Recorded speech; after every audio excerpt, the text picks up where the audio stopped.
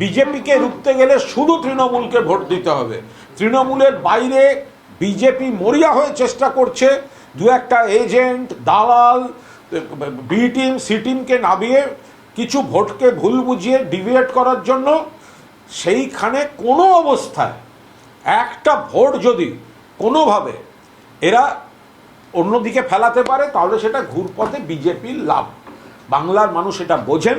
তাই বিজেপিকে রুখতে প্রত্যেকটা ভোট তৃণমূল কংগ্রেসে প্রার্থীরা পাবেন। গোটা দেশ দেখছে মমতা বন্দ্যোপাধ্যায়ের এই লড়াইটা কিন্তু একটা প্রত্যেকটা ধাপে তৃণমূল কংগ্রেস মমতা বন্দ্যোপাধ্যায়ের নেতৃত্বে আছে। প্রত্যেকটা ধাপে বাংলার মানুষ দেখছেন এই হয়রানি, ফর্ম ফিল আপ, অমুক তমুক। বাড়িতে এসে পাশে কে? তৃণমূল কংগ্রেস।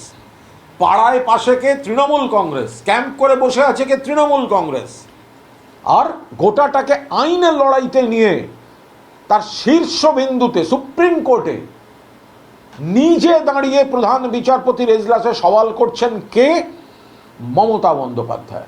আইনি লড়াই শুধু এটা তো একটা পর্যায়, কিন্তু এই গোটা প্রক্রিয়াটাতেই মানুষ আরো বেশি করে অনুভব করছেন যে তৃণমূল কংগ্রেস ছাড়া, মমতা ব্যানার্জি ছাড়া পাশে কেউ নেই।